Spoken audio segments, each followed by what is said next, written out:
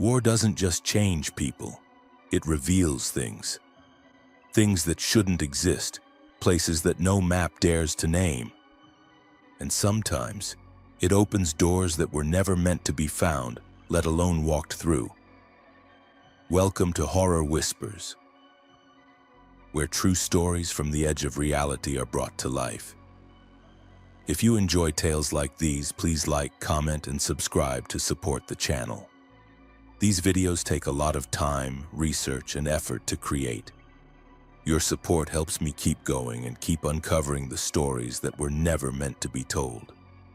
Tonight I bring you 8 accounts from those who served in the shadows, in the forgotten corners where orders end and something else begins. These are not stories you'll find in any after-action report. These are the whispers buried under classified red tape, the kinds of truths that make commanding officers break eye contact and change the subject. Each account is a different voice, a different time, a different battlefield. But they all share one terrible common thread. They saw something that changed them, not just as soldiers, but as human beings. Something that made them question not just what they were fighting, but what was watching them. Some served on lonely outposts where the wind spoke in languages no human tongue has ever known. Others patrolled valleys where the stars flickered like they were trying to send warnings. A few were stationed at installations that don't officially exist, conducting missions that were erased from every record before the dust even settled. These are their stories, their confessions, their warnings. And if you've ever worn the uniform, if you've ever stood watch in those hollow pre-dawn hours, you may feel a strange familiarity in what you're about to hear. Not because you've heard it before, but because deep down you know it's real. The first account comes from Afghanistan, from a soldier who discovered that some valleys hide more than just enemy combatants. My name is Staff Sergeant Marcus Chen, and I need to tell someone about what happened during my 3rd deployment to Afghanistan. It was October 2019, and I was leading a small reconnaissance unit through the Korangal Valley. At least that's what our GPS said. We'd been tasked with investigating reports of unusual activity in a remote area near the Pakistani border. Command had been receiving scattered intel about strange lights and radio interference, but nothing concrete. Just the kind of vague reports that usually turn out to be nothing more than local folklore mixed with war nerves. My unit consisted of 5 experienced soldiers: Rodriguez, our communications specialist; Thompson, our medic; Walsh, our designated marksman; and Jackson, our explosives expert. We'd worked together for 8 months, and I trusted each of them with my life. The helicopter dropped us at our insertion point just after sunset. The pilot, a veteran with over 200 combat missions, seemed unusually quiet during the flight. As we prepared to disembark, he grabbed my arm and said something I'll never forget. "Sergeant, I've been flying these mountains for 6 years, and I've never seen this valley on any map. Be careful out there." I thought he was just being cautious. I wish I'd listened more carefully. The first night passed without incident. We established a base camp in a cluster of rocks that provided good defensive positions and clear sight lines. The stars were unusually bright, and the silence was so complete it felt oppressive. In most areas of Afghanistan, you can hear something: distant generators, vehicles on far-off roads, even animals. But this place was absolutely quiet. Rodriguez had trouble with his radio equipment from the start. He could send transmissions, but every response came back distorted, filled with static that almost sounded like whispering. "It's probably atmospheric interference," he told me, but he looked troubled. On the second day, we began our patrol toward the coordinates where the unusual activity had been reported. The terrain was rugged but familiar: rocky outcroppings, sparse vegetation, the kind of landscape we'd navigated hundreds of times before. But something felt wrong. The shadows seemed to fall at impossible angles, and the temperature kept fluctuating dramatically from uncomfortably warm to unnaturally cold. Thompson was the first to notice that our GPS readings didn't match our topographical maps. According to our instruments, we were walking through areas that should have been solid rock faces or deep ravines. "Either every map of this region is wrong," he said, "or we're not where we think we are." That's when Walsh spotted something through his scope that made us all stop. About 2 kilometers ahead, in what appeared to be a small valley, there were structures. Not the mud brick buildings typical of Afghan villages, but geometric shapes that seemed to shift and blur when you looked directly at them. We approached cautiously, using standard tactical movement. But as we got closer, the structures seemed to move away from us, always maintaining the same apparent distance. Jackson, who had an engineering background, was studying the buildings through binoculars. "Sergeant," he said quietly, "I don't think those are buildings. They look more like holes in the landscape." The radio interference got worse as we advanced. Rodriguez couldn't raise our base or even establish contact with our satellite uplink. The static was constant now, and if you listened carefully, it did sound like voices. Multiple voices speaking in overlapping conversations that never quite resolved into recognizable words. We made camp for the night in a defensive position overlooking the strange valley. I established a watch rotation and tried to review our mission parameters, but something odd was happening to our equipment. Our digital devices were displaying impossible readings, GPS coordinates that placed us in 3 different countries simultaneously. Compass bearings that rotated without the compass moving. Altimeter readings that showed us both at sea level and 8,000 feet above sea level. During Walsh's watch shift around 0200 hours, he woke me with urgency but not panic. "Sergeant, you need to see this," he whispered. I followed him to our observation point and looked down into the valley. The geometric shapes were glowing with a soft, phosphorescent light that pulsed in a rhythm that seemed almost organic. But that wasn't what had disturbed Walsh. Moving between the structures were figures, human-shaped but wrong somehow. They moved in perfect synchronization like dancers following choreography, but their movements were too fluid, too coordinated to be natural. "How many do you count?" I asked. Walsh was quiet for a long moment. "That's the thing, Sergeant. Every time I try to count them, I get a different number. Sometimes 5, sometimes 50, sometimes just one that looks like it might be all of them at once." We watched for 20 minutes. The figures never acknowledged our presence, never looked in our direction, never deviated from their synchronized movements. But gradually I became aware that they were moving in a pattern that matched our heartbeats. When one of us breathed heavily, their rhythm shifted to match. When Jackson unconsciously tapped his fingers against his rifle, they incorporated that rhythm into their dance. I made the decision to withdraw. This wasn't a combat situation we were trained for, and whatever we were observing, it was beyond our mission parameters. We packed our equipment and began moving back toward our extraction point. But the landscape had changed. The route we'd taken to reach the valley was no longer there. Rock formations that had provided shelter now opened onto sheer drops. Paths that had been clear were blocked by boulders that hadn't been there hours before. Our GPS was completely non-functional, showing only error messages. For 6 hours, we walked in what should have been familiar territory. But every landmark was wrong. The sun rose from a direction that made no geographical sense. Our shadows fell toward the light instead of away from it.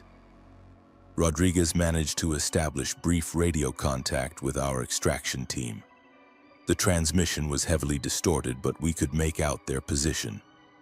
They were 3 kilometers away, in the exact spot where we had started our patrol 2 days earlier. According to them, we had never moved. Our GPS signal had remained stationary at our insertion point for the entire mission. When the helicopter finally found us, we were exactly where Rodriguez's radio contact had indicated, at our original landing zone. But according to our equipment and our physical exhaustion, we had walked over 20 kilometers through impossible terrain. The debrief was classified at a level above my clearance. We were separated, interviewed individually, and instructed never to discuss the mission. Our reports were filed under a designation I'd never seen before, and within a week we were all reassigned to different units. But sometimes late at night I still pick up radio transmissions on frequencies that shouldn't exist. Static that sounds like synchronized breathing. Whispers in perfect harmony that match the rhythm of my heartbeat. And I know that somewhere in the mountains of Afghanistan there's a valley that exists only when you're not looking for it. A place where the laws of physics are suggestions and the landscape rearranges itself according to rules we don't understand. I'm telling this story because I think people should know. But more importantly, I'm telling it because last week I received new deployment orders. And the coordinates match a place I've been before, even though every map says there's nothing there. Some valleys hold more than just enemy combatants. Some valleys hold secrets that were never meant to be found. This is Technical Sergeant Lisa Murphy, United States Air Force. What I'm about to tell you happened at a communications facility that doesn't officially exist during an operation that was scrubbed from all records the day after it ended. I was stationed at what we called Site Echo, a small monitoring post built into the side of a mountain in a location I can't specify. Our job was to intercept and analyze radio communications across multiple frequency bands, looking for intelligence that might indicate enemy movements or intentions. The facility was minimal, just 3 concrete rooms buried deep in the mountainside, accessible only by a service road that took 40 minutes to drive from the nearest official installation. My team consisted of myself and 3 other specialists, Corporal Bennett, who handled high-frequency transmissions, Senior Airman Foster, our encryption specialist, and Sergeant Kim, who managed our computer systems. We worked in 12-hour shifts monitoring hundreds of radio channels simultaneously, through automated systems that would alert us to unusual patterns or coded transmissions. It was tedious work, but crucial. Most nights we'd process thousands of routine communications, taxi dispatches, commercial aviation, amateur radio operators, and the occasional encrypted military transmission from friendly forces. But in November 2020, we started picking up something different. It began with what Foster called ghost signals, transmissions that appeared on our equipment but had no identifiable source. They would last exactly 7 minutes and 13 seconds, broadcast on frequencies that shifted in a pattern we couldn't decode. The content was always the same, a series of numbers read by a female voice in what sounded like English but with pronunciation that was just slightly wrong. Like someone who had learned the language by reading it but had never heard it spoken. The signals appeared every 3rd day, always at 0347 hours. We reported them through proper channels, but the response was always the same. Continue monitoring and report any changes. After 2 weeks of these transmissions, Foster made a breakthrough in the analysis. "Sergeant Murphy," she said, pulling me over to her workstation. "I've been running spectral analysis on these signals, and there's something weird about the background noise." She played back one of the recordings with the voice filtered out, leaving only the static and interference. But it wasn't random static. There was a pattern, a rhythm that was almost musical. And underneath it, so faint you had to listen carefully, was another sound. Breathing. Not one person breathing, but multiple people, all perfectly synchronized. Inhaling and exhaling in unison, as if the transmission was being broadcast from a room full of people who were somehow sharing the same respiratory rhythm. Bennett had been working on triangulating the source of the signals using our directional antennas. His findings were troubling. According to our equipment, he reported, these transmissions are coming from directly above us, about 300 feet straight up in open air. Kim ran diagnostics on all our systems, thinking we might be dealing with equipment malfunction or interference from our own electronics. Everything checked out perfectly. Our instruments were functioning normally, and the ghost signals were definitely external transmissions. The breakthrough came during my night shift in the 3rd week. I was alone in the facility. The others were at the main base for mandatory training when the 0347 transmission began. But this time, something was different. The female voice was reading the same series of numbers, but between each number there was a pause. And during those pauses, I could hear something that made my blood run cold. Other voices speaking in whispers so soft they were barely audible, but they weren't speaking the numbers. They were speaking names, American names, military names followed by ranks and service numbers. I recorded everything and spent the rest of the night analyzing the audio. With the computer's help, I was able to enhance and isolate the whispered voices. What I found changed everything. The names and service numbers belonged to military personnel who had died in the line of duty over the past 20 years. Not just recent casualties, but soldiers, sailors, airmen, and Marines who had been killed in action across multiple conflicts and time periods. The whispers were reading their information from what sounded like official casualty reports. When my team returned the next day, I played them the enhanced recordings. Foster went pale. "Sergeant," she said quietly, "one of those names, that's my brother. He was killed in Iraq in 2005. Bennett was scanning through the list of names I'd transcribed. "This one," he said, pointing to an entry. "Staff Sergeant David Bennett. That's my father. He died in Vietnam before I was born." We continued monitoring, and the pattern continued. Every 3 days at exactly 0347, the transmission would begin. The female voice reading numbers, the synchronized breathing in the background, and the whispered casualty reports. But now we were listening more carefully, and we noticed something else. The casualty reports weren't just random. They were being read in chronological order, starting from the oldest deaths and moving forward in time, and they were getting closer to the present day. Kim ran a statistical analysis and made a chilling discovery. At the current rate, she reported, they'll reach casualties from this year in approximately 3 weeks. I sent an urgent report to our commanding officer, including all our recordings and analysis. The response came back within hours. Maintain normal monitoring protocols and do not attempt to communicate with the unknown transmission source. But we couldn't just ignore what we were hearing. Foster had the idea to cross-reference the casualty reports with official databases. What we found was impossible to explain. Every name, every service number, every detail was accurate. But this information was classified, scattered across multiple databases, and in many cases known only to immediate family members. The transmissions were coming from someone or something with access to complete military casualty records spanning decades. Information that would be nearly impossible for any unauthorized person or organization to compile. On the 19th day during the 0347 transmission, something changed. The female voice finished reading her series of numbers. The background breathing continued, but the whispered casualty reports stopped. Instead, there was silence for approximately 30 seconds. Then the voice spoke again, but not in the flat, mechanical tone we'd become used to. "We know you're listening," she said. "We know you're recording. We have something for you."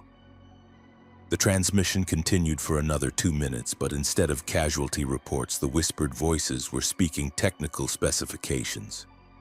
Detailed information about our equipment, our location, our security protocols, and our personal backgrounds. Things that weren't in any database. Things that only we knew about ourselves. That was the last transmission we received at Site Echo. The next day, we were reassigned to different installations, our security clearances were modified, and the monitoring station was officially decommissioned. The equipment was removed and the facility was sealed. But I still work in communications and I still monitor radio frequencies. And sometimes late at night when I'm scanning the airwaves, I pick up fragments of that transmission. The synchronized breathing, the whispered names, and that female voice reading numbers that seem to have meaning I can't understand.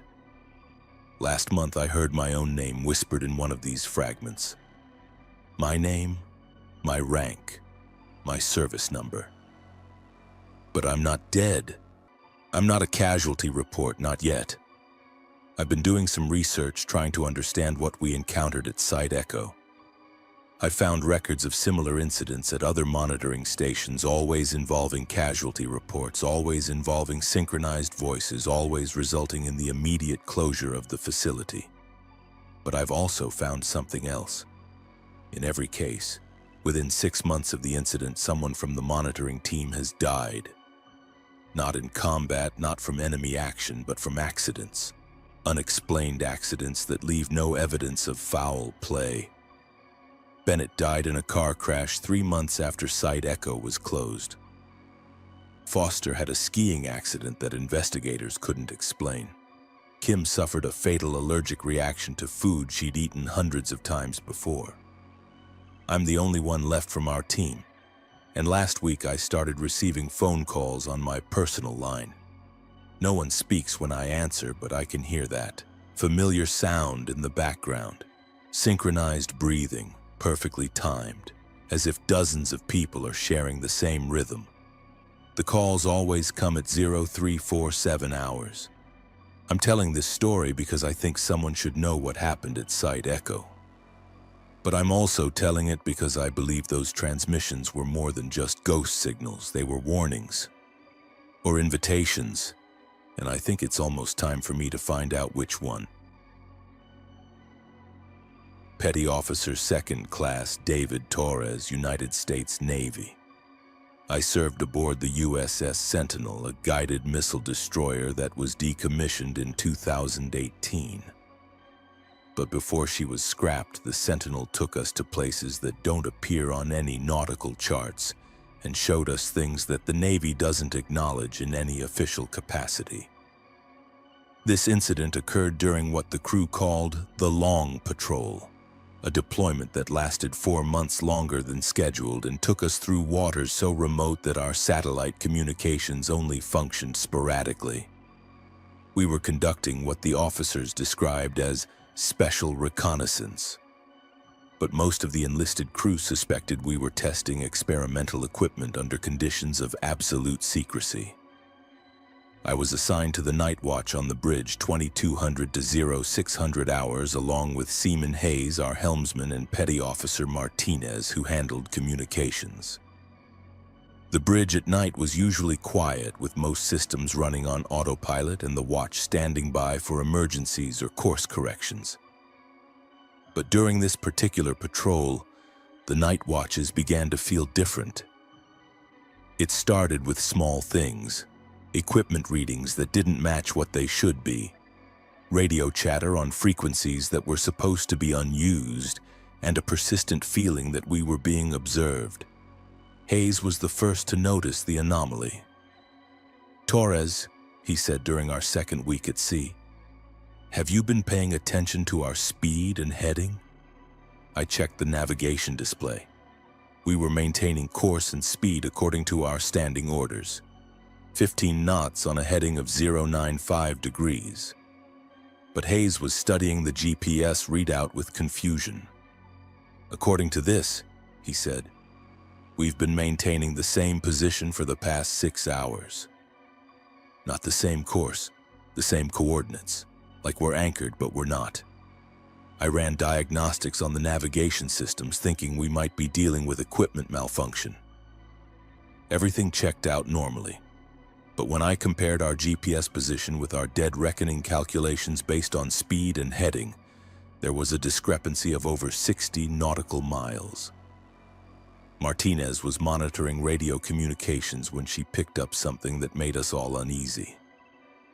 "I'm getting chatter on marine band channels," she reported, "but it's not from any vessels in our area.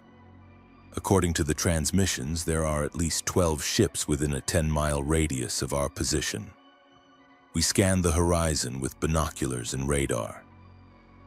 The ocean was empty in every direction, with visibility extending to the horizon under clear skies and calm seas. But the radio chatter continued. Routine navigation reports, weather observations, and position updates from ships that couldn't be seen. The officer of the deck was Lieutenant Commander Peterson, a veteran with 15 years of naval service. When we briefed him on the anomalies, he listened carefully but didn't seem surprised. "Continue normal watch procedures," he ordered. "Log everything, but don't report these observations to other crew members." That night, things got stranger. At approximately 0100 hours, Hayes reported a contact on radar. A large vessel approaching from the northwest at high speed. The contact was massive, showing a radar signature consistent with an aircraft carrier or large cargo ship. But when we looked through binoculars and night vision equipment, there was nothing visible. The radar contact maintained course toward our position for 20 minutes, then stopped exactly 500 yards off our starboard side. On radar, it appeared to be keeping pace with us, but there was nothing there. No lights, no engine noise, no wake in the water. Martinez was monitoring radio frequencies when she picked up transmissions from the invisible contact. "This is the merchant vessel Atlantic Dream requesting permission to come alongside for personnel transfer," came the message on standard maritime channels. I looked up the Atlantic Dream in our shipping database. The vessel had been lost at sea in 1967, 53 years earlier, with all hands. There were no survivors, no wreckage ever found. Lieutenant Commander Peterson came to the bridge and reviewed our radar contacts and radio logs. Instead of expressing concern, he seemed to be confirming something he already suspected. "Maintain course and speed," he ordered. "Do not respond to radio communications from unidentified vessels." But the transmissions continued. Over the course of the night, we received requests for assistance from 17 different vessels, all of which showed up on radar as large contacts in our immediate vicinity.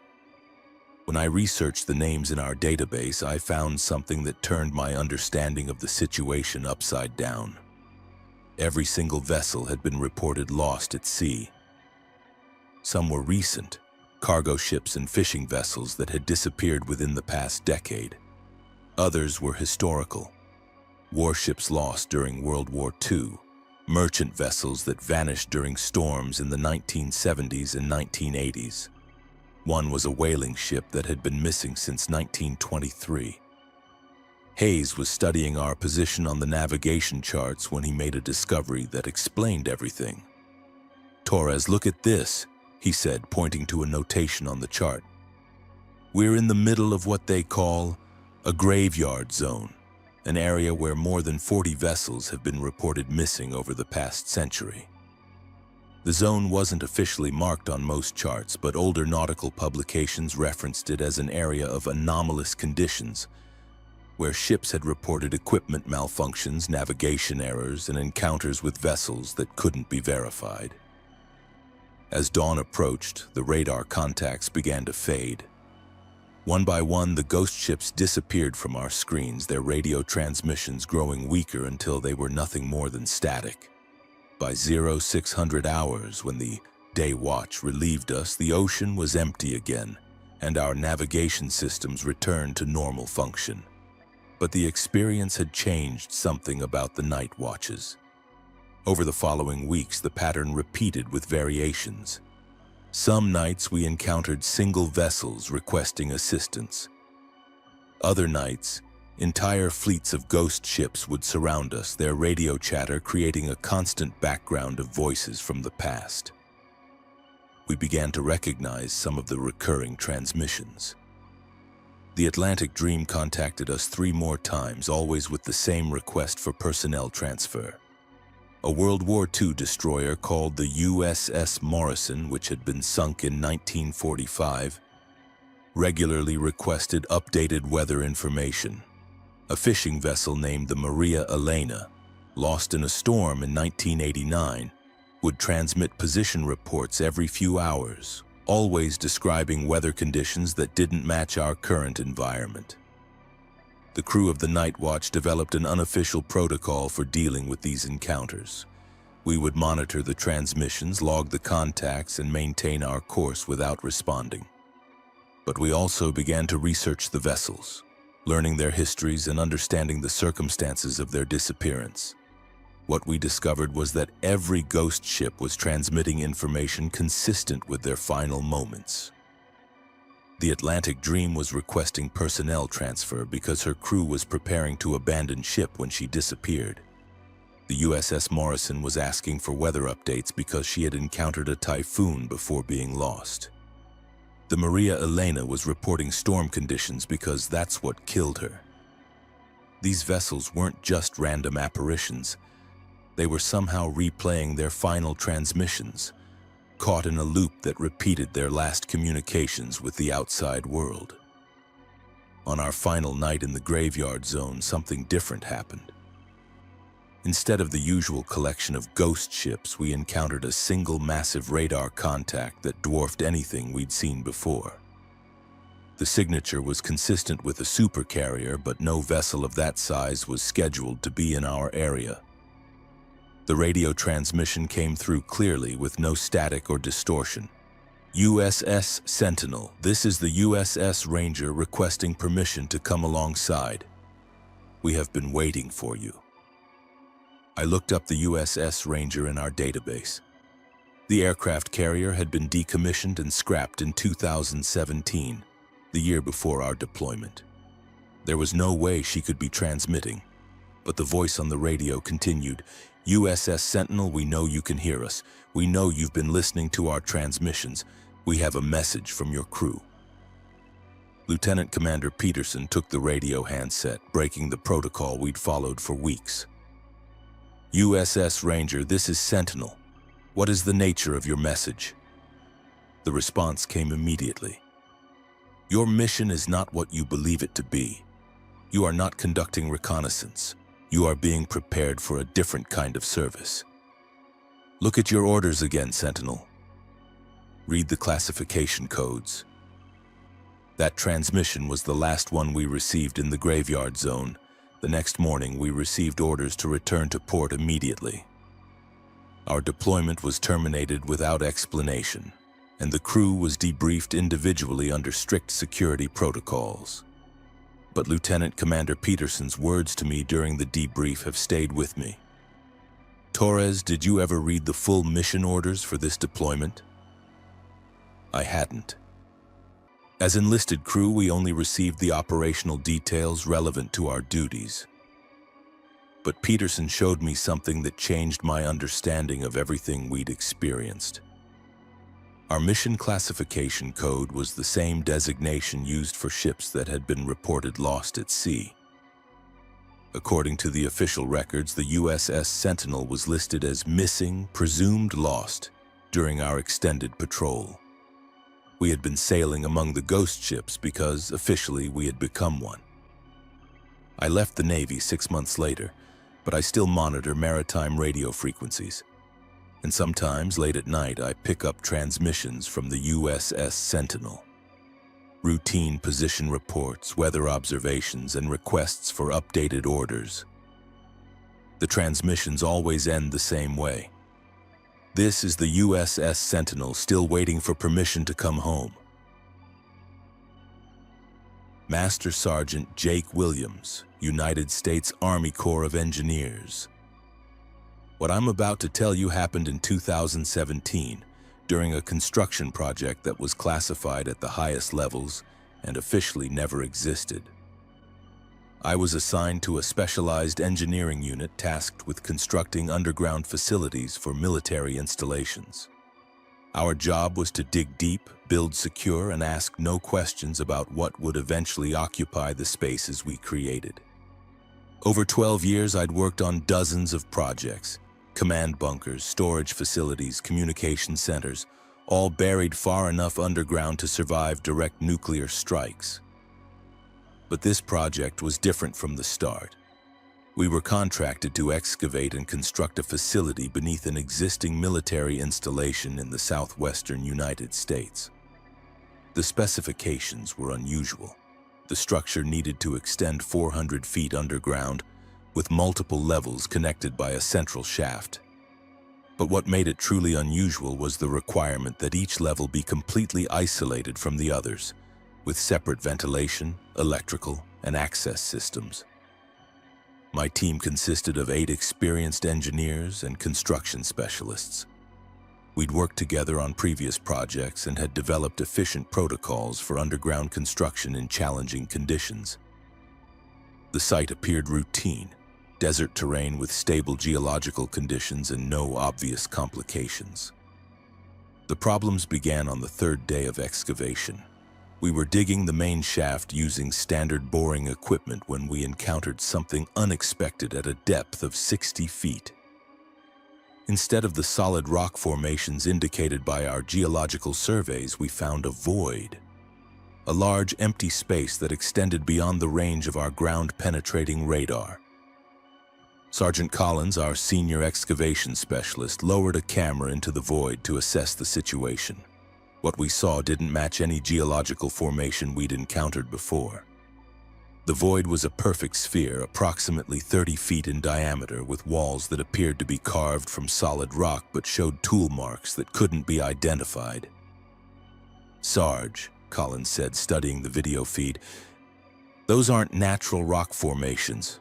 Somebody dug this, but the tool marks don't match any equipment I've seen." We reported the discovery to our project supervisor, Colonel Martinez, who reviewed our findings and ordered us to continue excavation around the void. "Log it as a natural cave system," he instructed. "Your job is construction, not archaeology." But as we continued digging, we found more voids. At 80 feet, we encountered 3 connected chambers, each carved with the same precision as the first. At 120 feet, we found a network of tunnels that extended far beyond our excavation site. By the time we reached 200 feet, it was clear that we were building our facility inside an existing underground complex. The existing tunnels and chambers showed signs of recent use. The air was circulated by a ventilation system that we couldn't locate. Electric lighting had been installed throughout the complex, powered by sources we couldn't identify. And most disturbing, the tunnels contained equipment and supplies that didn't match any military inventory we were familiar with. Corporal Thompson, our electrical specialist, was analyzing the lighting system when he made a discovery that changed our understanding of the situation. "Sergeant Williams," he reported, "this electrical work is recent. The wiring, the fixtures, the installation techniques, everything indicates this was completed within the past year. But according to our surveys, there's been no construction activity at this site." We began documenting everything we found, taking photographs and measurements despite our orders to focus on construction. The underground complex was vast, extending in multiple directions from our excavation site. Some tunnels led to chambers filled with sophisticated equipment. Others opened into spaces that appeared to be living quarters, complete with furniture and personal belongings. But the most disturbing discovery came when we reached the 300-foot level of our excavation. We broke through into a chamber that was clearly a command center, with banks of computers, communication equipment, and display screens showing maps and data we couldn't understand. The command center was occupied, not by people, but by evidence of recent human activity. Coffee cups that were still warm, computer terminals that were actively running programs, and paperwork that showed dates from the current year. Someone had been working in this facility, but there was no indication of how they had accessed it or where they had gone. Private Rodriguez, our youngest team member, was examining the computer terminals when he found something that made us all very uncomfortable. "Sergeant," he said quietly, "these computers contain detailed information about our project. Construction schedules, personnel files, security protocols. Everything about our operation is documented here." The files showed that our construction project had been planned in coordination with whoever had built the existing complex. Our excavation wasn't accidentally intersecting with their tunnels. It was designed to connect our facility with theirs. We weren't just building a military installation. We were expanding something that already existed. Colonel Martinez arrived at the site for an inspection and didn't seem surprised by our discoveries. He toured the underground complex with familiarity, as if he'd been there before. When we briefed him on our findings, his response was unsettling. "Continue construction according to the original specifications. Integrate your work with the existing infrastructure where necessary." "Sir," I asked him, "what is this place? Who built it?" "That's not your concern, Sergeant. Your job is construction, not questioning operational security." But we couldn't ignore what we were seeing. Over the following weeks, as we continued working, we encountered evidence that the underground complex was actively being used. Tools would be moved overnight. Equipment would be reconfigured. Computer terminals would display new information that hadn't been there the day before. Yet we never saw anyone. Security cameras showed no human activity during non-working hours. Access logs indicated no entry or exit through any known entrances. Whoever was using the facility was either invisible or had methods of access that bypassed all security systems. Thompson made the breakthrough that explained everything. While working on electrical connections, he discovered that the existing complex had multiple concealed entrances, including several that opened directly into secure areas of the military installation above ground. The underground facility wasn't separate from the base.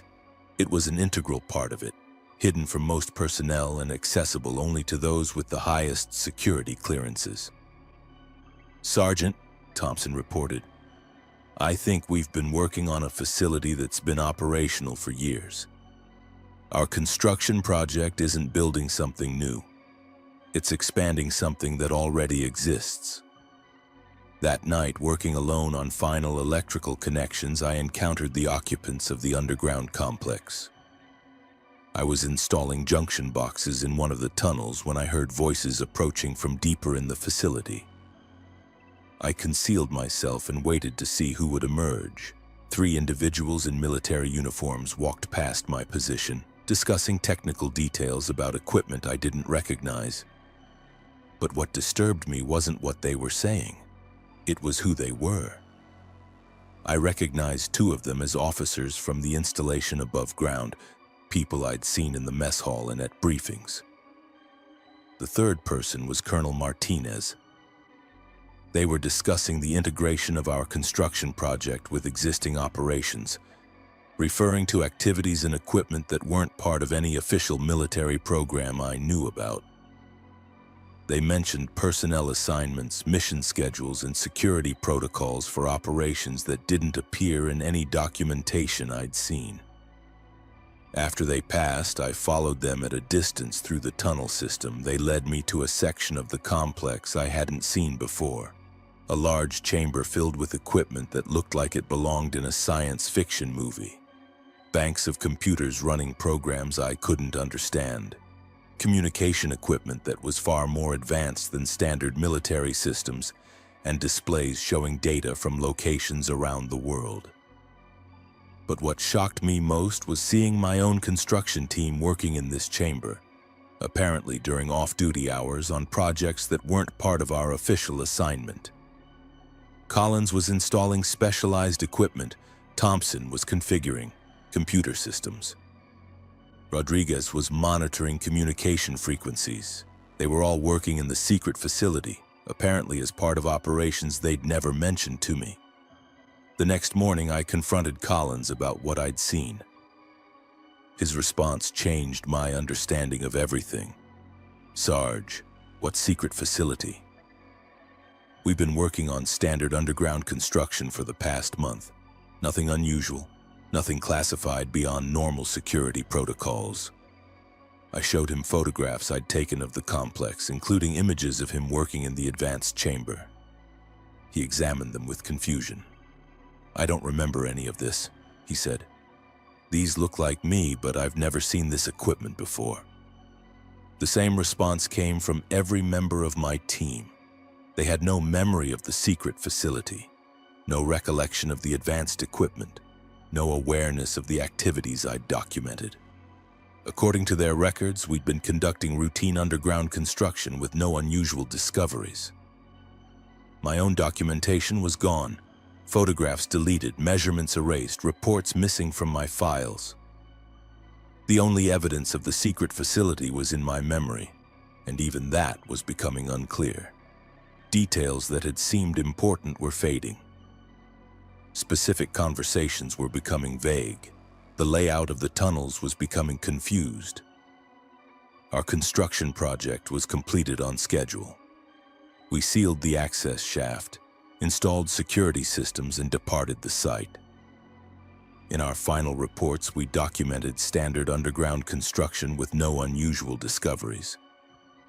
The project was classified as routine military engineering work, but I remember enough to know that we built something more than a simple facility. We connected our work to an existing complex that operates according to rules I don't understand, staffed by people who don't remember their involvement, conducting operations that don't appear in any official records. 6 months later, I received a new assignment to another underground construction project. The specifications were similar: deep excavation, multiple isolated levels, advanced security systems, and when we began digging, we found the same thing. An existing underground complex, already operational, already staffed, already conducting activities that no one remembers authorizing. I've worked on 7 more projects since then, all with the same result. We're not building new facilities. We're expanding a network that already exists, connecting installations that were constructed by people who don't remember building them, operated by personnel who have no awareness of their involvement. The underground complex is everywhere, beneath every major military installation, staffed by soldiers who work there during hours they can't recall, conducting missions they don't remember receiving orders for. And the most disturbing part is that I think I'm still working there. Some nights I wake up with dirt under my fingernails and concrete dust on my clothes, with vague memories of tunnels and chambers and equipment I can't identify. But every morning, my official duty assignment shows routine administrative work. I'm telling this story because I think people should know that there's another military operating beneath the one we acknowledge. But I'm also telling it because I'm not sure how much longer I'll remember enough to tell it. The memory suppression is getting stronger. Details are fading faster. Soon I'll probably have no recollection of any of this, and I'll be just another soldier who thinks he's performing routine duties while actually working on projects that officially don't exist. But right now, while I still remember, I want someone to know that we're building something underground, something vast, something connected, something that operates according to its own rules and its own agenda. And I think when it's finished, we'll all forget that we were the ones who built it. Private First Class Sarah Mitchell, United States Marine Corps. I was assigned to perimeter security at a forward operating base in Syria that was designated only by coordinates, never by a name. This happened during a deployment in 2021. At a facility that handled operations so classified that most of the base personnel didn't know what our actual mission was. The base was small, maybe 200 personnel, and located in a region that was officially uninhabited. Our job was to provide security for research teams who were investigating what command described as archaeological sites of strategic importance. But everyone knew that was a cover story. The equipment being brought in wasn't for archaeology, and the people using it weren't archaeologists. I was part of a 6-person security team responsible for monitoring the perimeter during night shifts. The base was surrounded by a chain-link fence topped with razor wire. But beyond that, the security zone extended 2 kilometers in all directions. We patrolled this area in pairs, using night vision equipment and thermal sensors to watch for any unauthorized approach. The terrain around the base was rocky desert, scattered with ancient ruins that predated any known civilization in the region. Some of the structures were clearly man-made. Carved stone foundations, precisely cut blocks, geometric patterns that suggested advanced engineering knowledge. But they were far older than any historical record indicated was possible. My patrol partner was Lance Corporal Davis, a veteran with 3 previous deployments who had volunteered for this assignment specifically because of the high security classification. "Mitchell," he told me during our first week, "I've been on a lot of unusual missions, but this place feels different. Pay attention to everything and don't assume anything is routine." The first sign that something was wrong came during our 4th night of patrol. We were walking the eastern perimeter when Davis stopped suddenly and motioned for silence. Through our night vision equipment, we could see movement near one of the ancient ruins. Human figures walking among the stone structures. Standard procedure was to challenge any unauthorized personnel and call for backup if they didn't respond appropriately. But when Davis attempted to radio-base security, his transmission was blocked by interference that sounded like multiple voices speaking in overlapping conversations. We approached the ruins cautiously, using cover and standard tactical movement. But as we got closer, the figures became more difficult to see clearly. They seemed to flicker in and out of visibility like images on a malfunctioning television screen. Sometimes there were 5 or 6 individuals. Sometimes only 1, sometimes none at all, despite the fact that we could hear voices and footsteps. Davis had extensive experience with night vision equipment, but he was troubled by what we were seeing. "Mitchell, these aren't equipment malfunctions. Night vision doesn't create false images like this. If we're seeing people, there are people there. But if there are people there, they're not following normal physics." The voices were speaking in a language neither of us recognized, but the rhythm and tone suggested they were discussing technical or scientific information. Occasionally, we could hear English words mixed in, terms like temporal displacement, quantum resonance, and dimensional stability. But the context made no sense. We observed for 20 minutes before the figures disappeared completely. One moment they were clearly visible, moving among the ruins and apparently conducting some kind of research or measurement activity. The next moment, the area was empty with no indication that anyone had been there. Our report was filed with base security, but the response was unsatisfying. The duty officer acknowledged our observations but didn't seem concerned or surprised. "Continue normal patrol procedures," we were instructed. "Report any direct contact or apparent hostile activity." The pattern continued for 2 weeks. Every few nights, we would encounter the figures among the ruins. They never acknowledged our presence, never responded to our attempts at communication, and never exhibited any behavior that could be interpreted as threatening. But they were clearly conducting organized activities that involved sophisticated equipment and appeared to be related to the research being conducted at the base. Davis made the connection that changed our understanding of the situation. "Mitchell," he said during our 15th night of patrol, "have you been paying attention to when these encounters happen? They're not random." I reviewed my patrol logs and found the pattern he'd noticed. The figures appeared only during specific time windows, always at locations where base research teams had been working during the day. It was as if they were conducting follow-up investigations of the same sites our people were studying. That night, we decided to get closer. Instead of maintaining our standard observation distance, we moved to within 50 meters of the ruins where the figures typically appeared. What we saw changed everything. The figures were wearing military uniforms identical to ours. Same equipment, same insignia, same patrol procedures we'd been trained to follow. But their faces were wrong. Not disfigured or inhuman, just wrong, like photographs that had been slightly blurred or digital images with resolution problems. Davis was studying them through binoculars when he made an observation that sent chills through both of us. "Mitchell, look at their patrol pattern. Look at how they're moving through the ruins." I watched their movement and realized what he'd noticed. They were following the exact patrol route that we used during our perimeter security rounds. Same spacing, same tactical procedures, same checkpoints and observation positions. But they were patrolling areas where we had never been assigned to patrol. "They're us," Davis said quietly. "Those are our patrol procedures, our equipment, our uniforms.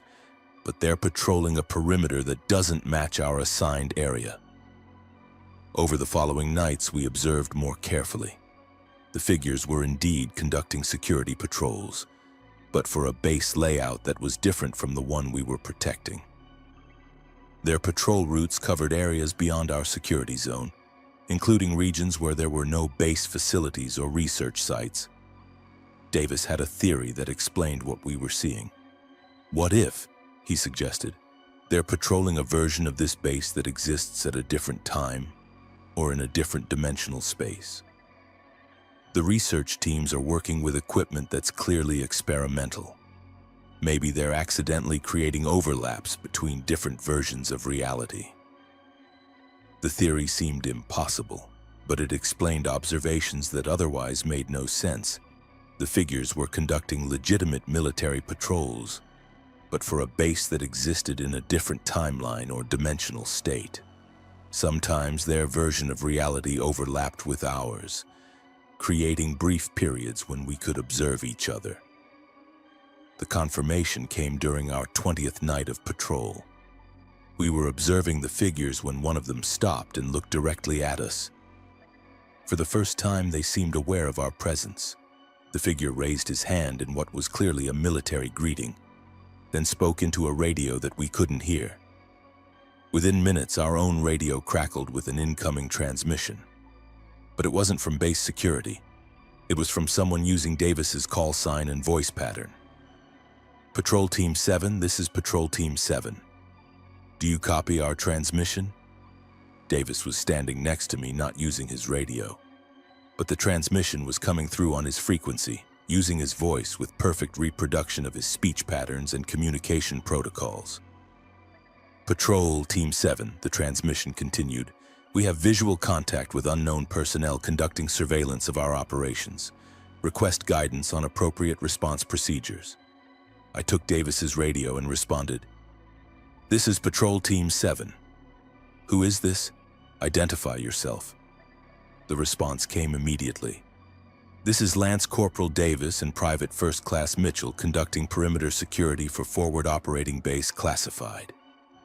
We are observing unauthorized personnel in our security zone and request backup." We were talking to ourselves. But the other version of ourselves was patrolling a different base, in a different reality, and they were seeing us as intruders in their security zone. The conversation continued for 10 minutes, with each version trying to establish the legitimacy of the other. But gradually it became clear that we were dealing with versions of ourselves from a timeline where the base had been constructed differently, where the research mission had different objectives, where the security protocols followed different procedures. The transmission ended when both realities apparently shifted out of alignment. The figures disappeared, and our radio returned to normal function. But the experience had changed our understanding of what we were protecting. Over the remaining weeks of our deployment, we encountered multiple versions of the base and multiple versions of ourselves. Some were conducting similar research missions with different equipment. Others were apparently military bases with completely different objectives. A few were ruins patrolled by figures who seemed to be maintaining security for facilities that no longer existed. The research teams were working with technology that created windows between different dimensional states or different timelines. Our job wasn't just to protect them from external threats. We were protecting them from encounters with alternate versions of themselves. On our final night of patrol, we encountered the most disturbing version yet. The figures were wearing our uniforms and following our procedures, but they were patrolling ruins. The base they were protecting had been destroyed, but they continued their security rounds among the wreckage, apparently unaware that their facility no longer existed. Davis recognized the implications immediately. "Mitchell," he said, "what if that's our future? What if we're seeing a timeline where this base was destroyed, but the security patrols continue automatically?" I couldn't answer his question, but I knew that somewhere, in a different version of reality, other versions of ourselves were asking the same question about us. Our deployment ended without incident, and we were reassigned to conventional duty stations. The base in Syria was allegedly closed and the research mission terminated. But I still receive radio transmissions on frequencies that shouldn't exist, from patrol teams using my call sign and voice pattern, requesting backup for security situations I don't remember experiencing. Last week, I heard my own voice reporting visual contact with unauthorized personnel conducting surveillance of base operations. The transmission was coming from a facility that was officially decommissioned years ago, but the patrol procedures were ones I'd been trained to follow. I think the base is still operational in multiple timelines and dimensional states simultaneously. And I think versions of ourselves are still patrolling the perimeter, protecting research that creates windows between realities, unaware that they're occasionally looking through those windows at each other. The most disturbing part is that sometimes late at night I wake up with memories of patrols I never conducted in areas I've never been assigned to, protecting facilities that don't exist in our timeline. I think I'm still there in some version of reality, walking the perimeter and watching for threats that might be other versions of myself. Captain Elena Vasquez, United States Air Force. I was a transport pilot with the 437th Airlift Wing, flying C-17 Globemaster missions worldwide. This incident occurred in December 2019, during a flight that was classified under protocols I'd never encountered before and haven't seen since. I'd been selected for a special assignment transporting cargo from a facility in Nevada to a destination that was identified only by coordinates, not by base name or location identifier. My crew consisted of my co-pilot, Major Richardson, our loadmaster, Technical Sergeant Park, and our flight engineer, Staff Sergeant Collins. All of us had extensive experience with classified cargo missions, but this assignment felt different from the start. The cargo loading took place at night, in a hangar that was isolated from normal base operations. We weren't allowed to observe the loading process directly, standard procedure for highly classified materials, but we could monitor the operation through closed-circuit television from a separate building. What we saw raised immediate questions. The cargo containers being loaded into our aircraft were unlike anything in standard military inventory.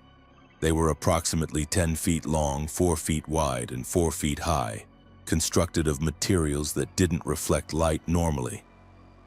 Under the hangar's fluorescent lighting, the containers seemed to absorb illumination rather than reflect it, creating dark spaces that hurt to look at directly.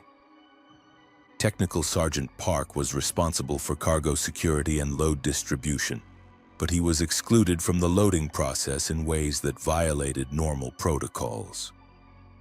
"Captain," he reported, "I can't perform standard load calculations without knowing the weight and distribution of the cargo, but they won't let me near the containers or provide specifications."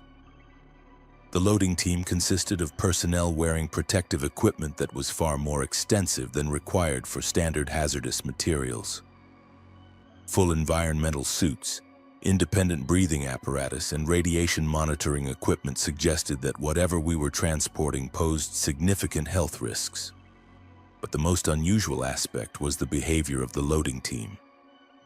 They worked in complete silence, communicating only through hand signals, and they moved with a coordination that seemed almost choreographed. Every action was performed with identical timing and precision, as if they had rehearsed this exact procedure hundreds of times. Major Richardson was reviewing our flight plan when he discovered discrepancies that changed our understanding of the mission. "Captain," he reported, "our destination coordinates don't correspond to any known military installation. According to navigation databases, we're flying to a location in the Pacific Ocean, approximately 500 miles from the nearest land." I contacted flight operations for clarification, but the response was unsatisfying. We were instructed to follow our flight plan exactly as filed, with no deviations or modifications. Our destination was confirmed as the coordinates provided, and we would receive further instructions during flight. Takeoff proceeded normally, but once we reached cruising altitude, our cargo began exhibiting unusual behavior. Technical Sergeant Park was monitoring the load area when he reported sounds coming from the containers. Not mechanical noises, but something that resembled breathing or slow, rhythmic movement. "Captain," he said over the intercom, "I know this sounds crazy, but it sounds like something alive in those containers. Regular, slow breathing patterns, like something sleeping." We had no protocols for living cargo that hadn't been declared as such, but changing course without authorization wasn't an option during a classified mission. I instructed Park to continue monitoring and report any changes in the cargo status.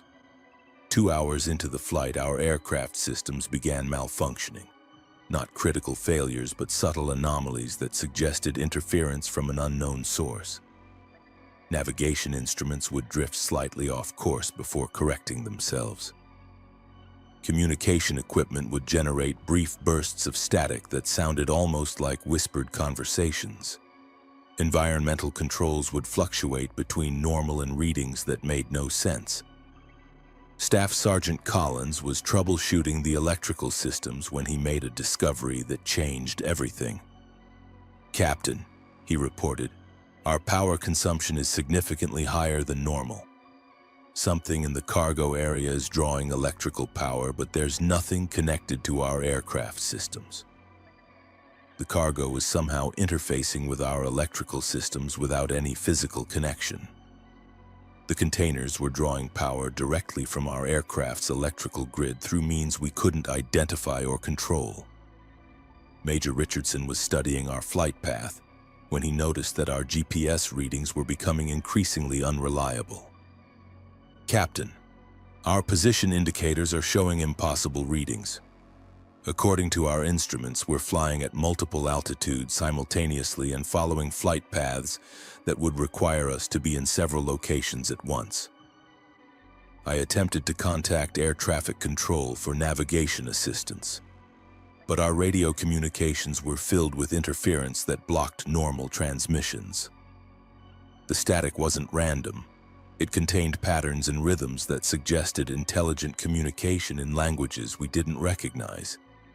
But embedded in the interference were fragments of English transmissions from other aircraft reporting similar problems. Pilots describing electrical malfunctions, navigation errors, and cargo that exhibited unusual behavior. Some transmissions seemed to be coming from aircraft that were flying identical missions to ours, but at different times and to different destinations. Technical Sergeant Park provided updates from the cargo area that became increasingly disturbing. "Captain," he reported, "the breathing sounds are getting stronger and they're synchronized.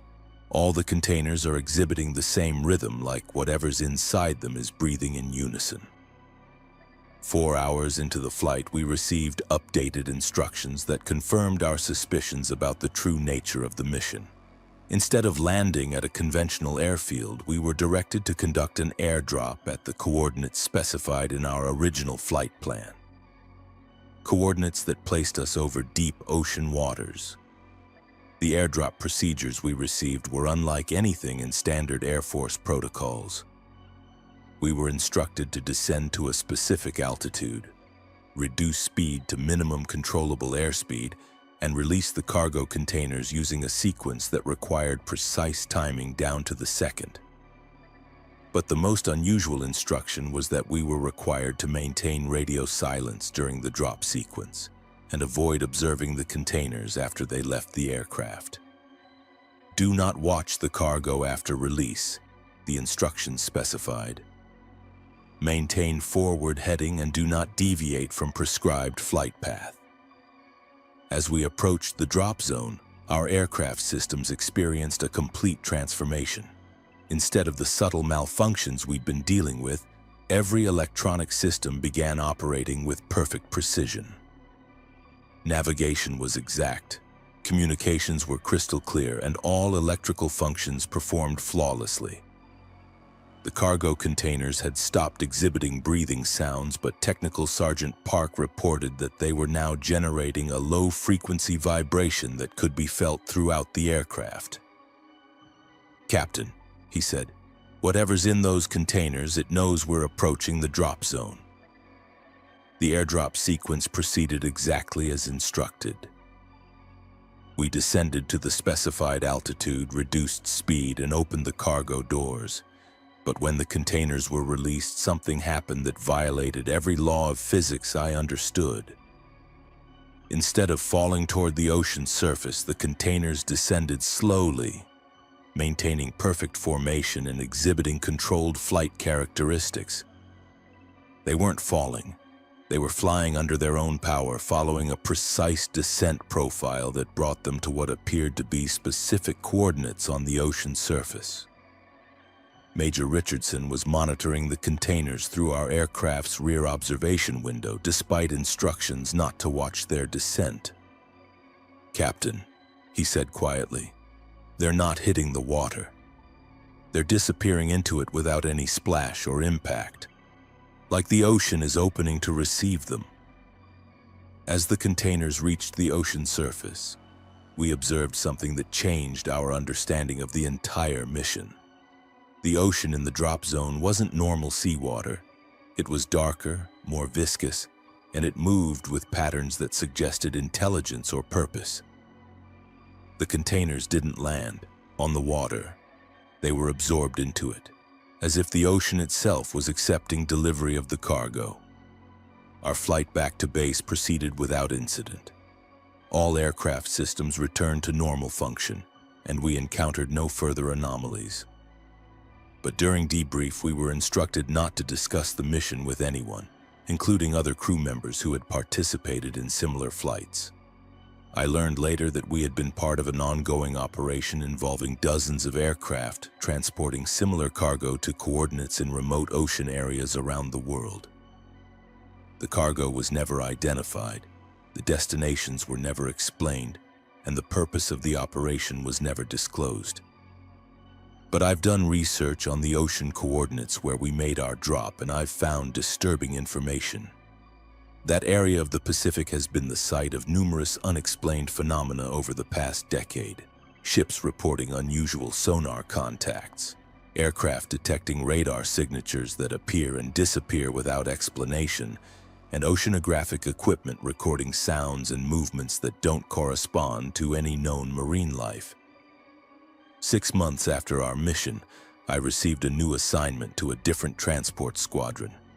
But sometimes, late at night, I monitor air traffic control frequencies and pick up transmissions from cargo flights reporting problems identical to what we experienced. Electrical interference, navigation anomalies, and cargo that exhibit signs of life. Last month, I heard a transmission from an aircraft using my call sign and voice pattern, requesting clearance for an airdrop at the same coordinates where we delivered our cargo. But according to my flight records, I haven't flown a classified mission in over 2 years. I think the cargo delivery operation is still ongoing, with crews who may not remember participating in it, transporting materials to destinations in the ocean where something is collecting them for purposes we don't understand. The most disturbing part is that I sometimes wake up with memories of flights I don't remember taking, to coordinates that don't appear on any charts, delivering cargo that defies every regulation and safety protocol I've been trained to follow.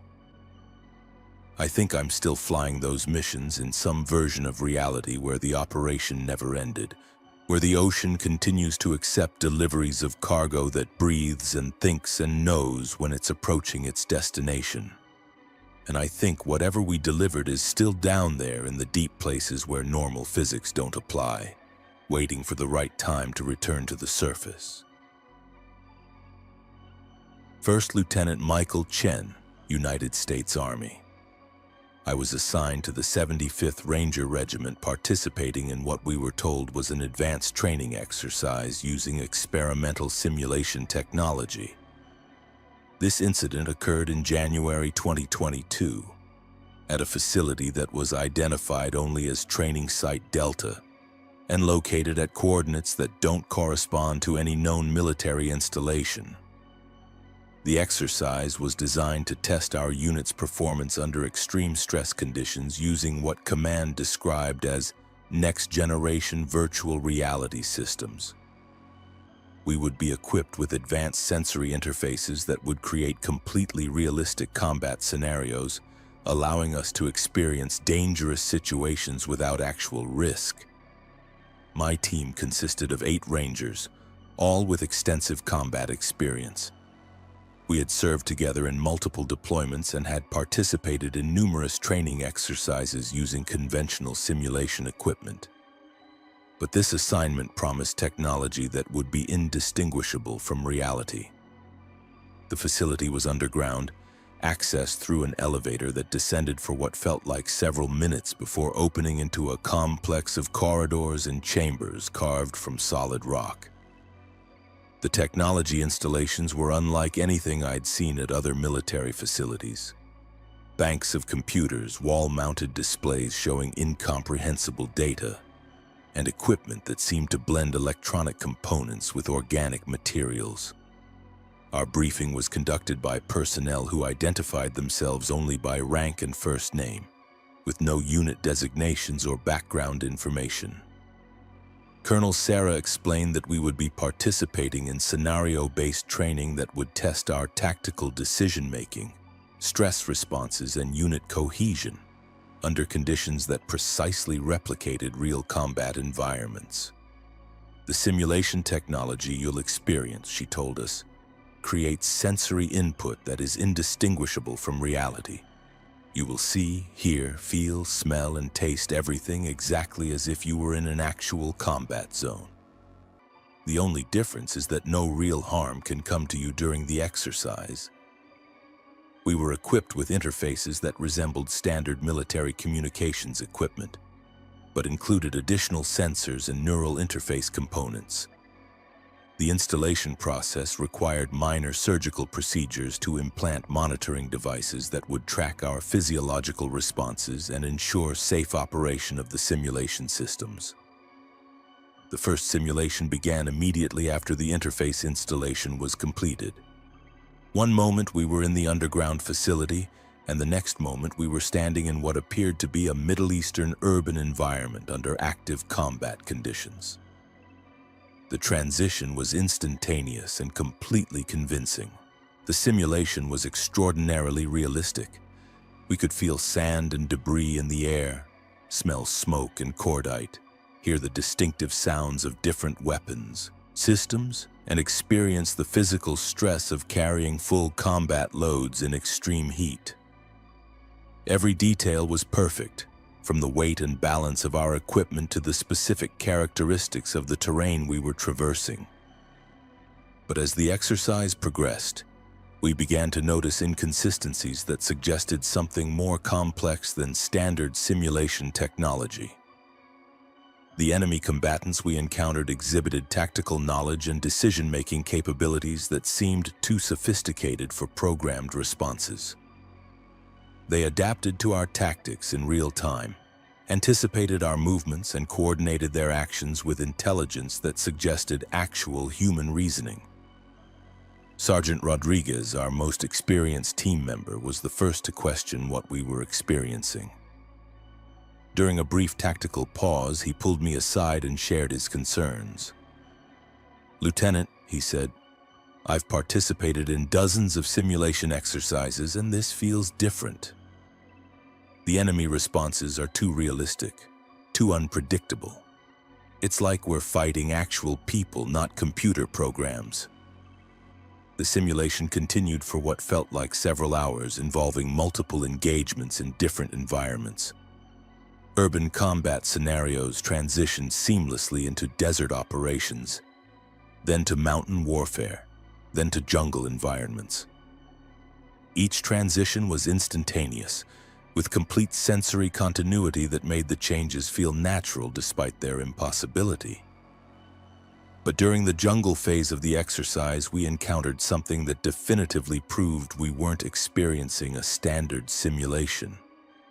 While advancing through dense vegetation, we discovered evidence of previous military operations, abandoned equipment, tactical positions that had been constructed by human forces, and most disturbing, casualty sites that contained actual human remains. The remains were fresh, recently deceased personnel wearing military equipment identical to ours. But their faces were familiar. They were us.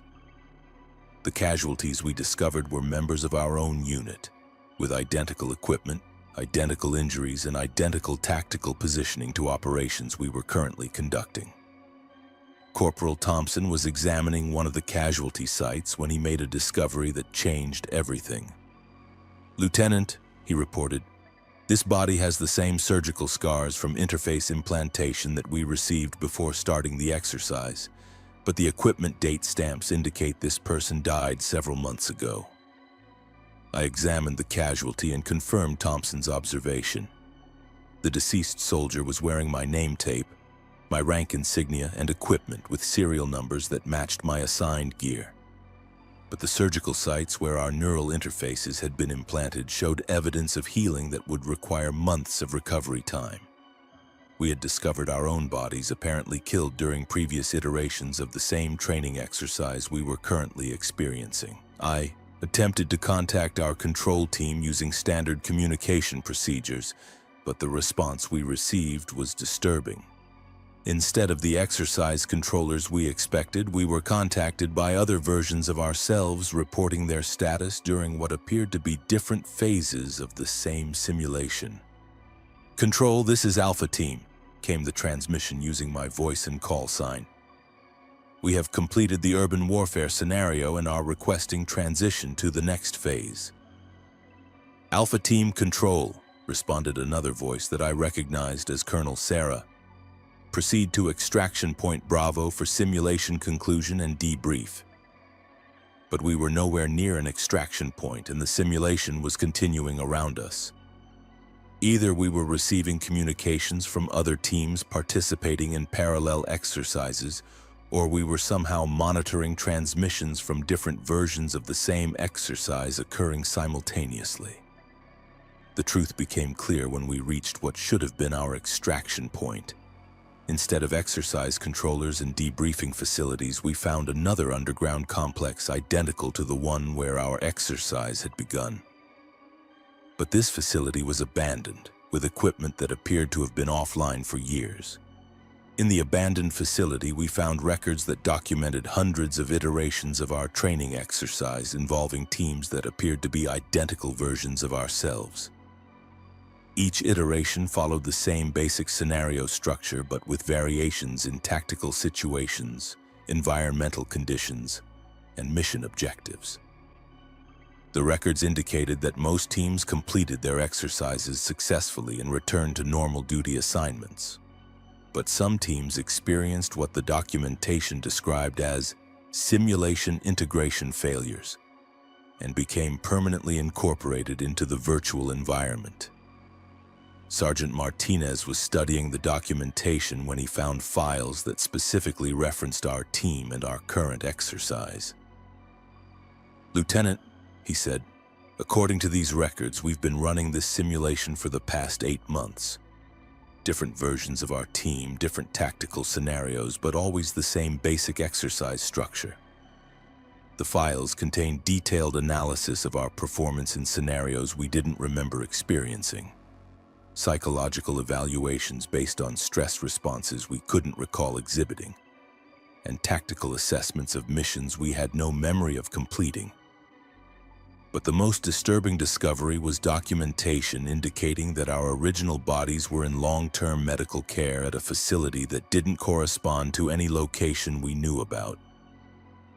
According to the records, we had been participants in experimental neural interface testing that had resulted in permanent psychological integration with simulation systems. We weren't experiencing a training exercise, we were consciousness patterns that had been extracted from comatose personnel and were being used to test simulation scenarios that were indistinguishable from reality because they were interfacing directly with extracted memories and neural patterns. The abandoned facility contained dozens of simulation pods, each one housing what appeared to be military personnel in medical comas. Some of the faces were recognizable as members of our unit. Others were soldiers we'd served with in previous assignments.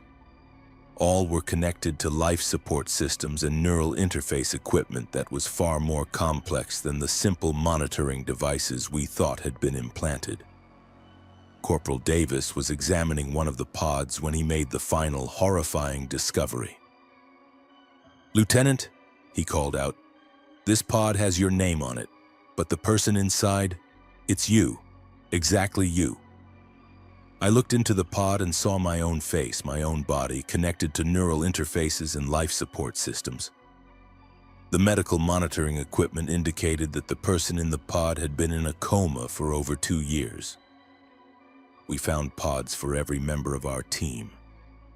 Our physical bodies were all in medical comas, and we were consciousness patterns extracted from those bodies and inserted into simulation systems for purposes we didn't understand. But if we were simulated consciousness patterns, what happened to us when the exercise ended? Did we return to our comatose bodies? Did we cease to exist? Or did we continue existing in simulation systems, participating in endless training exercises without awareness of our true nature? The answer came when we attempted to leave the abandoned facility. The exits led not to the surface, but to different simulation environments. Desert training areas, urban combat zones, mountain warfare scenarios, all connected through a network of facilities that existed only in the simulation system. We had been transferred from one simulation to another, with no access to actual reality.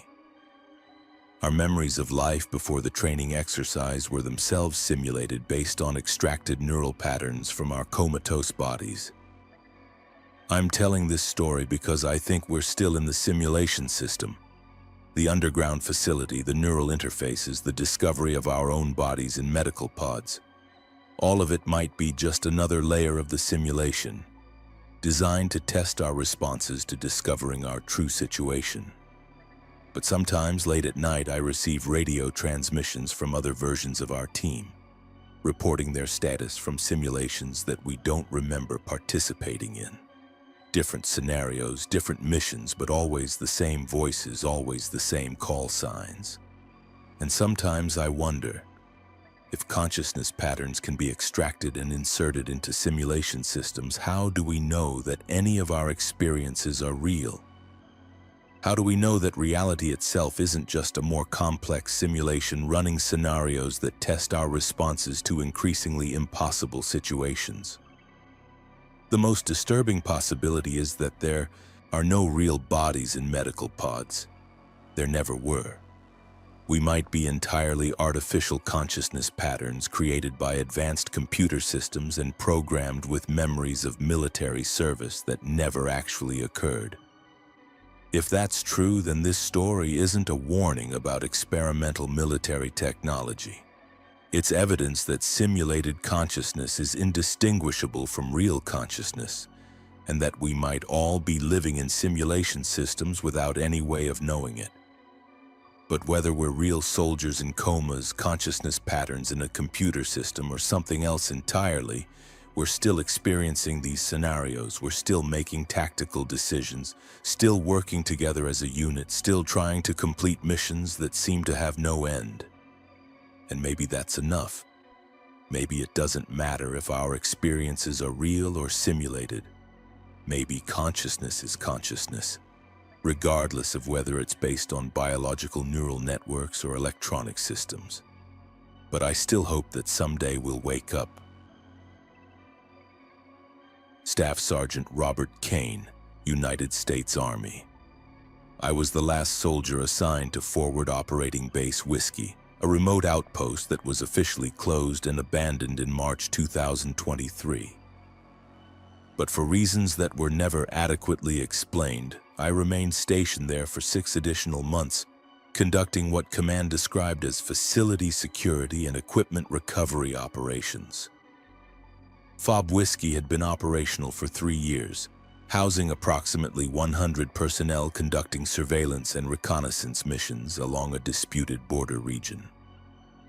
The base closure was part of a strategic realignment that consolidated operations at larger installations, and most personnel were reassigned to other duty stations. But I was selected to remain as a single-person caretaker unit, responsible for maintaining basic facility security until final equipment removal could be completed. The assignment was voluntary, with additional pay incentives and a promise of preferred duty assignment upon completion. The isolation didn't bother me initially. I had extensive experience with solo operations, and the base infrastructure remained functional despite the absence of other personnel. Power, water, communications, and basic life support systems were all operational, and I had sufficient supplies for an extended stay.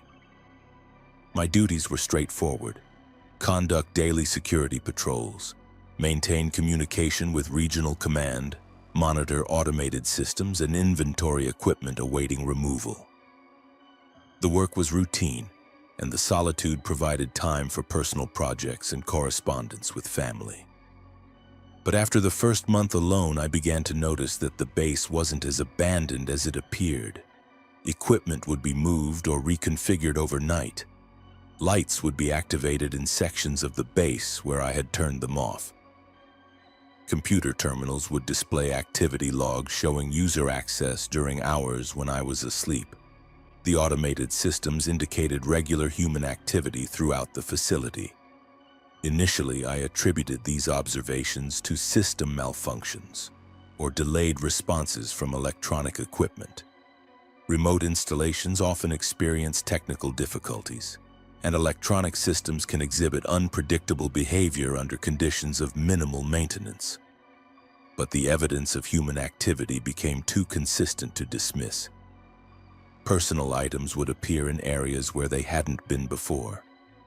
Meals would be partially consumed in the dining facility. Bedding would be disturbed in quarters I hadn't entered. Someone was living in the facility alongside me. I conducted thorough searches of the entire base, checking every room, storage area, and maintenance space. I found no evidence of unauthorized personnel, no signs of forced entry, and no indication that security systems had been compromised. But the activity continued. My communication with regional command became increasingly strange. When I reported the apparent presence of other personnel, the responses suggested that command expected multiple people to be stationed at FOB Whiskey. My reports were acknowledged as if they were coming from a full unit rather than a single soldier. FOB Whiskey, this is regional command, came typical radio transmissions.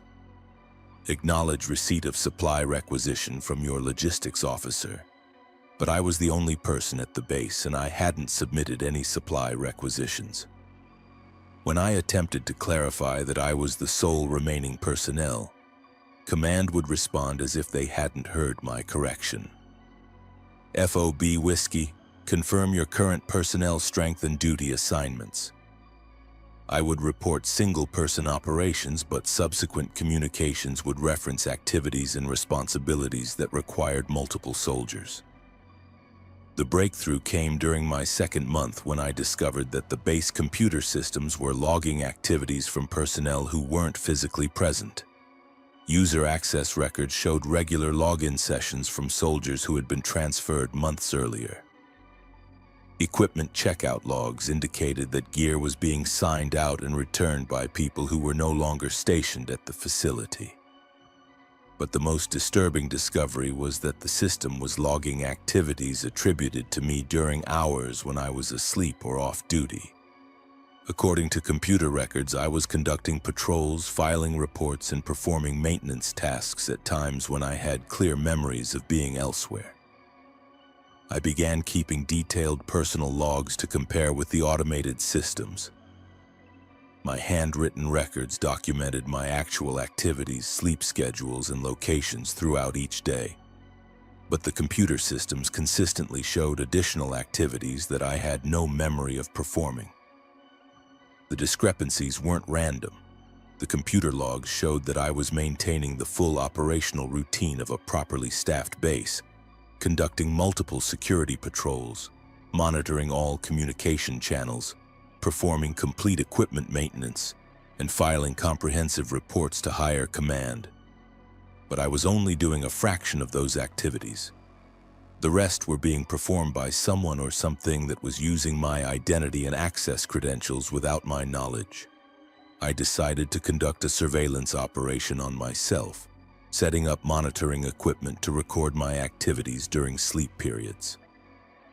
What I discovered changed my understanding of the entire situation. The recording showed that I was leaving my quarters during hours when I believed I was sleeping, conducting patrols and performing duties that I had no memory of. But the person in the recordings didn't move like me. The gait was different, the posture was wrong, and the facial expressions seemed unfamiliar. It was my body, but it wasn't me controlling it. Further analysis of the recordings revealed that during these periods I was interacting with other people who weren't visible to the camera equipment. I would hold conversations with individuals who couldn't be seen or heard, but my responses and body language indicated that I was communicating with multiple people conducting normal base operations. I was sleepwalking through a full military routine with a complete unit that existed only in whatever altered state of consciousness I entered during these episodes. The medical implications were disturbing.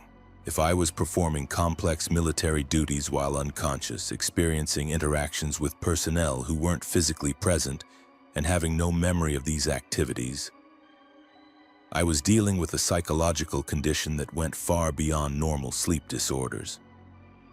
But the computer logs and equipment records proved that the activities were real. Patrols were being conducted, reports were being filed, and maintenance was being performed according to proper military standards. Either I was somehow capable of performing my duties while unconscious, or something else was using my body to maintain base operations. I contacted Regional Command for medical evaluation and possible replacement, but the response was unexpected. According to Command, my performance evaluations were excellent, my reports were comprehensive and timely, and there was no indication of any problems with my assignment. Staff Sergeant Kane, came the response. Your unit is performing all assigned duties according to regulation. Continue current operations and report any changes in mission status. My unit. They were still referring to my assignment as if I was part of a multi-person operation, despite the fact that I was the only authorized personnel at the facility.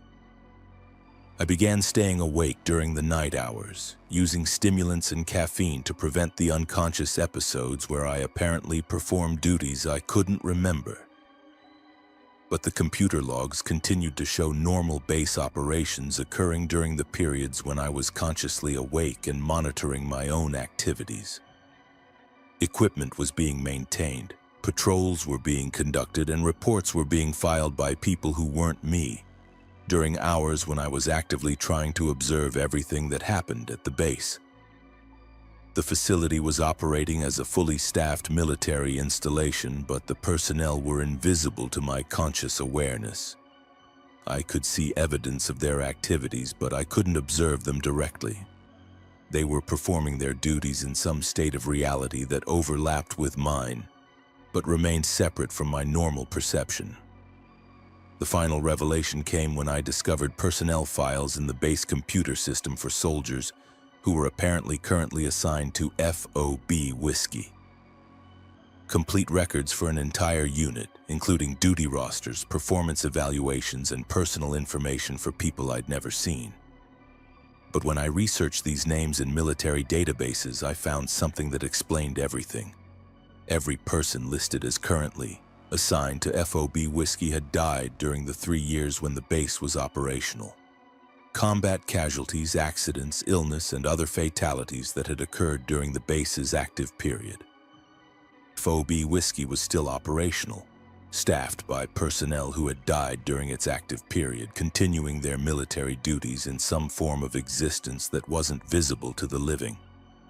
I was the only living soldier assigned to a base that was operated by the dead. But they weren't malevolent or threatening. They were simply continuing their military service, performing their assigned duties according to regulations, maintaining the base in operational condition. Death hadn't released them from their responsibilities. It had just changed the nature of their service. I began to understand why I had been selected for the caretaker assignment. My job wasn't to secure an abandoned facility. It was to provide a living interface between the dead personnel and the outside world. The deceased soldiers could maintain base operations, but they needed a living person to handle communications with higher command and interact with the physical world in ways they couldn't. The unconscious episodes weren't sleep disorders. They were periods when the deceased personnel could use my body to perform duties that required physical interaction with the living world. During these episodes, I became temporarily integrated with their unit, participating in their continuing military service. I completed my 6-month assignment and was transferred to a new duty station as promised. But before leaving, I filed a comprehensive report documenting everything I had experienced. The report was classified at levels above my security clearance and filed under a designation I'd never seen before. My replacement was Private Johnson, a young soldier who had volunteered for the assignment for the same reasons I had: additional pay and preferred future assignment. During our brief overlap, I tried to prepare him for what he would experience. "Johnson," I told him, "this base isn't abandoned. The personnel are still here, still performing their duties. Your job is to help them continue their service." He looked at me as if I was suffering from isolation-induced stress, but I knew he would understand once he experienced the night patrols, the computer logs, and the conversations with soldiers who weren't visible but were definitely present. I returned to conventional duty assignments, but I still monitor communication frequencies used by FOB Whiskey. The base is still operational, still filing regular reports, still maintaining full military protocols. But according to official records, it was closed and abandoned over a year ago. Sometimes late at night, I receive radio transmissions from Staff Sergeant Kane reporting normal operations and requesting routine supply requisitions for FOB Whiskey. But I know that's impossible because I'm Staff Sergeant Kane and I left that assignment months ago. I think there are 2 versions of me now: the living version that returned to normal duty and the version that remained at FOB Whiskey to continue serving alongside the deceased personnel. The living version has memories of leaving the base, but the other version has memories of staying, of accepting integration with the unit that never really ended their service. Both versions are real. Both are continuing their military careers according to their assigned duties. But one serves among the living, and one serves among the dead. The most disturbing part is that I sometimes wake up with memories of patrols I haven't conducted, conversations with soldiers I haven't seen, and reports I haven't filed. Memories from FOB Whiskey, where the other version of me is still stationed, still performing his duties as caretaker for a base that officially doesn't exist. I think military service creates bonds that transcend death. When soldiers die in the line of duty, they don't always stop serving. They continue their mission in whatever form is possible, maintaining their responsibilities even when the physical world has moved on without them.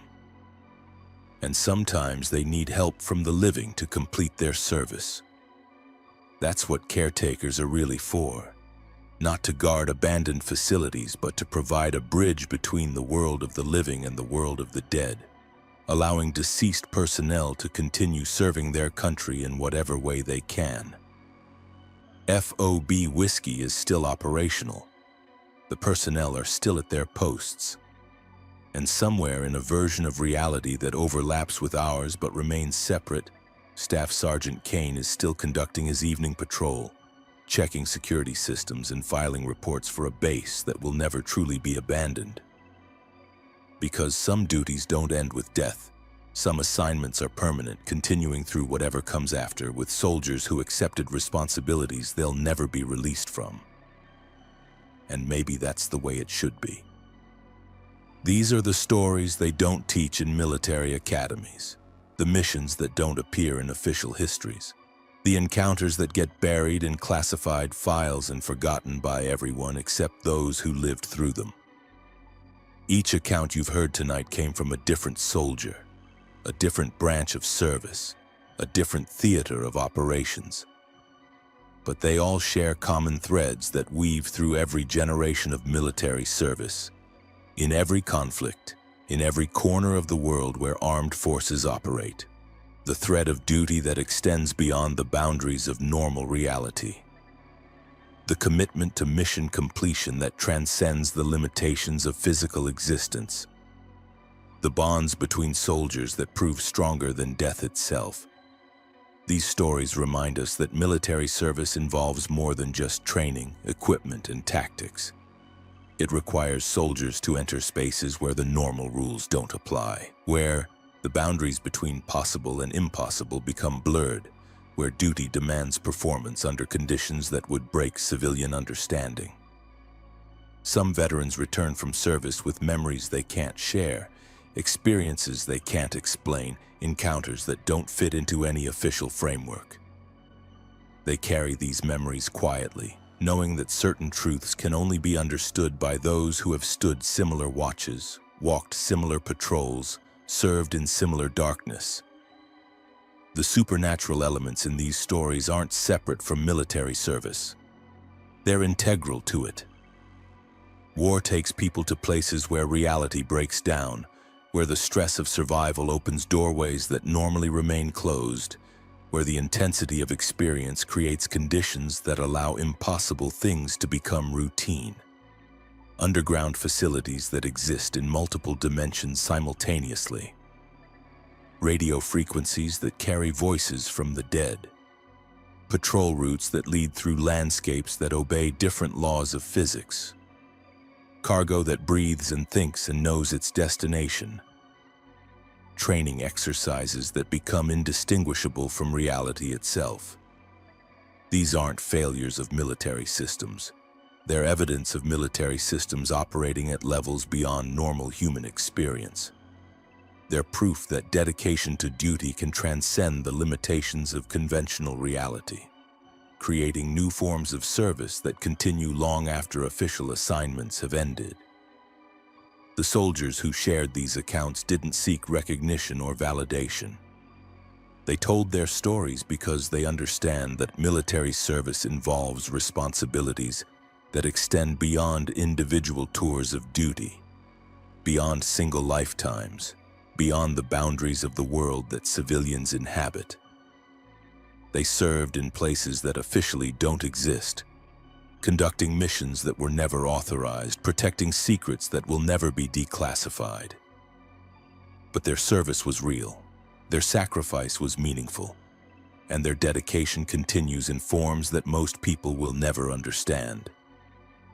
Tonight, as you return to your daily routines, remember that somewhere in the darkness, military personnel are still standing watch.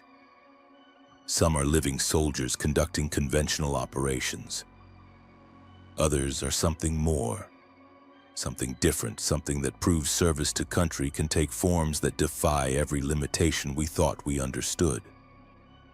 The next time you hear an unexplained sound in the night, see lights where no lights should be, or feel the presence of something that official reality says isn't there, consider the possibility that you're encountering evidence of military service that continues in dimensions parallel to our own.